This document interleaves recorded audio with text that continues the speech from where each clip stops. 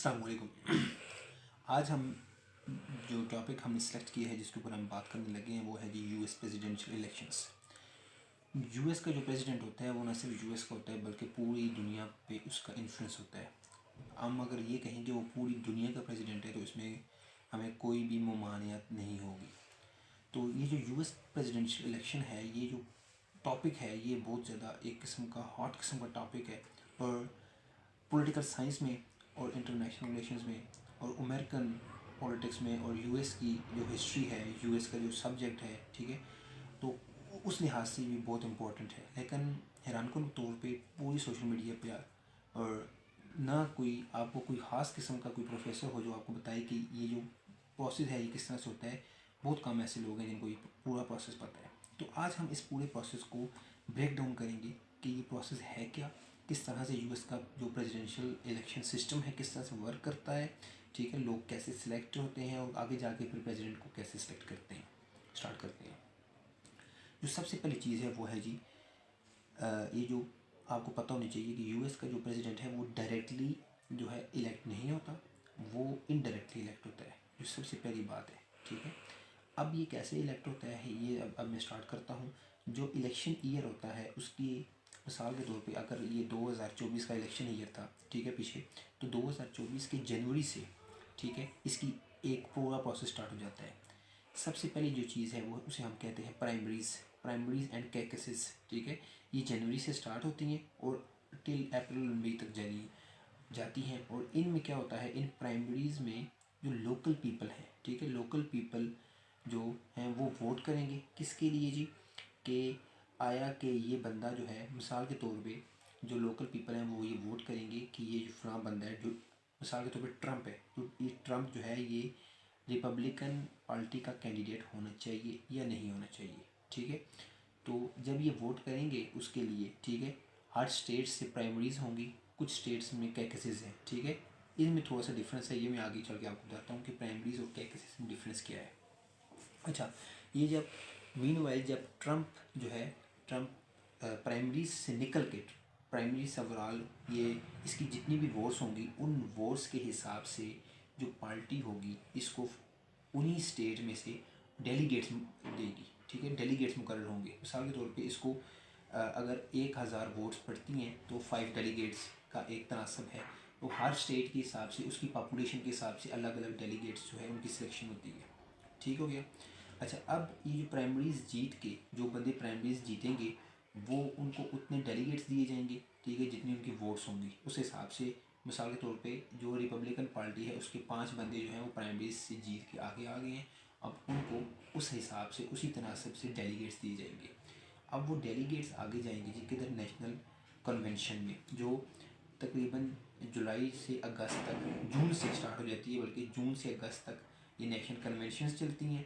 ये डेलीगेट्स जो हैं ये क्या करते हैं, आगे जो रिपब्लिकन पार्टी के अपने डेलीगेट्स होंगे ये वाले, ये डेलीगेट्स आगे जाके जो 5-6 बंदे फाइनलाइज होंगे उनमें से फाइनल 2 बंदे छोड़ेंगे, एक वाइस प्रेसिडेंट के लिए और एक प्रेसिडेंट के लिए। ये डेलीगेट्स वोट्स करेंगे। ये अभी इंटरनल पार्टी की इंट्रा पार्टी इलेक्शन, आप ये समझ सकते हैं इसे, ठीक है, पाकिस्तान के हिसाब से भी। और अभी ये इंट्रा पार्टी इलेक्शन कंप्लीट हुए हैं और हम देखते हैं कि ट्रंप जो है फाइनलाइज हो गया। प्राइमरीज और कैकेसेस में ये डिफरेंस है कि कुछ स्टेट में कैकेसेस होता है, प्राइमरीज में डायरेक्टली जो सीक्रेट बैलेट है, एक जो प्रॉपर सिस्टम है वोटिंग का वो सीक्रेट बैलेट के थ्रू वोट होता है।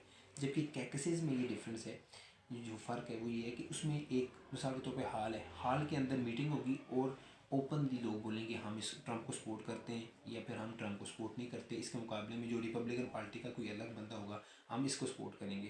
तो उसी तनासब से कुछ स्टेट्स में कैकेसेस होता है और जितने लोग उसको सपोर्ट करेंगे उस तनासब से मैंने आपको बताया है कि अगर 1000 बंद है तो जो पार्टी है वो 5 डेलीगेट्स भी मुकर्रर कर देगी कि इसको यहाँ से 5 डेलीगेट्स दिए जाएँ ताकि ये आगे जो नेशनल कन्वेंशन है वहाँ पे इसको ये सपोर्ट बन सके, ठीक है। प्राइमरीज और कैकेसिस की बेस पे आगे आपके पास आ जाते हैं डेलीगेट्स। वो डेलीगेट्स आपको जो फाइनल इलेक्शन होता है, नेशनल कन्वेंशन होता है, सॉरी, ठीक है, जुलाई से अगस्त तक उसमें वोट करते हैं।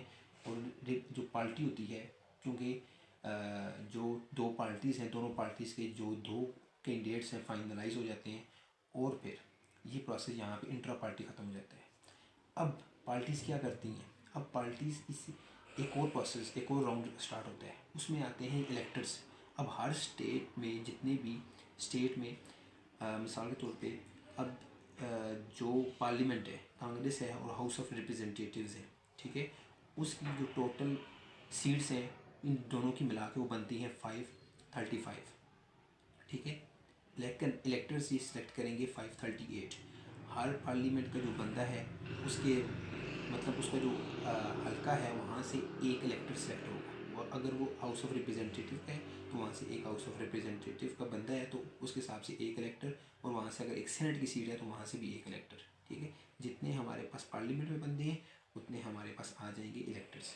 538 रिपब्लिकन सेलेक्ट करेगी, 538 डेमोक्रेटिक जो पार्टी है वो सेलेक्ट करेगी। अब आपका एक सवाल आएगा कि जो मेंबर हैं वो 535 है, तो 535 है, लेकिन इलेक्टर्स जो हैं वो 538 सेलेक्ट होंगे, क्योंकि 3 जो इलेक्टर्स हैं वो फ्रॉम वाशिंगटन DC, ठीक हो गया। अब ये 538 जो बंदे हैं इनको हम कहते हैं इलेक्टोरल कॉलेज। अब जाके नवंबर में जो एक पॉपुलर इलेक्शन होगा नवंबर में, ठीक है, फर्स्ट मंडे के बाद फर्स्ट ट्यूसडे जो आएगा उसमें जो है जो लोकल पॉपुलेशन है, अवामी है, ठीक है, लोकल US के जो बंदे हैं वो क्या करेंगे जी, वो इन इलेक्टर्स को वोट करेंगे, क्योंकि इन्होंने प्लेज किया होता है कि हम जाके आगे फलां बंदे को वोट देंगे, ठीक है। ये जो प्लेज्ड इलेक्टर्स होते हैं इनको वोट करेंगे ये, क्योंकि इनके मैनिफेस्टो में होता है कि हम जाके हम फलां बंदे की तरफ से और फलां बंदे को हमें आगे वोट करना है। इस तनासब से जो नवंबर का इलेक्शन है वो अभी आपने देखा है कि 2024 का जो इलेक्शन था उसको कौन जीत गया जी, ट्रम्प जीत गया, क्योंकि उसकी जो 313 सीट्स थी, 313 इलेक्टर्स ने उसकी तरफ से जो इलेक्टर्स थे तब 313 जीत गए, तो ट्रम्प जो है वो जीत गया, ठीक है। अब जो नवंबर का इलेक्शन है वो जीतने के बाद फिर ये मिलते हैं आगे आगे 17 दिसंबर, क्योंकि उसकी जो 313 सीट्स थी, 313 इलेक्टर्स ने उसकी तरफ से जो इलेक्टर्स थे तब 313 जीत गए, तो ट्रम्प जो है वो जीत गया, ठीक है। अब जो नवंबर का इलेक्शन है वो जीतने के बाद फिर ये मिलते हैं आगे आगे 17 दिसंबर को, ठीक है। 17 दिसंबर को ये जो इलेक्टर्स थे इन्होंने डायरेक्टली, ठीक है, अपना जो वोट था वो कास्ट किया, किसके लिए, जो जिसके लिए ये प्लेज करके आए थे, सही हो गया। और फाइनली फिर हमारे पास क्लियरली सामने आ जाता है कि कौन सा बंदा जीत रहा है, सही है। तो फिर जो बंदा जीत जाता है वो फाइनली 20 जनवरी को हलफ उठा लेता है, ओथ ले लेता है प्रेसिडेंट का। उम्मीद करता हूँ आपको ये मेरी तमाम बातें समझ आई होंगी। इसको मैं फाइनली समराइज़ करता हूँ एक दफ़ा फिर। सबसे पहले प्राइमरीज एंड कैकेसिस, उसके बाद नेशनल कन्वेंशन, उसके बाद एक और राउंड होता है, इलेक्टोरल कॉलेज की सिलेक्शन होती है। इलेक्टोरल कॉलेज को वोट पड़ता है नवंबर में, ठीक है। नवंबर के बाद दिसंबर में इलेक्टोरल कॉलेज जो है वो वोट करता है किसको, अपने जो कैंडिडेट्स जिसके लिए वो वोट्स लेके आते हैं, और फिर 20 जनवरी को वो जो बंदा इलेक्ट होता है वो आखिरकार हल्फ ले लेता है। उम्मीद करता हूँ समझ आई होगी आपको। आपने अपनी राय का इजहार करना है। बहुत शुक्रिया, थैंक यू।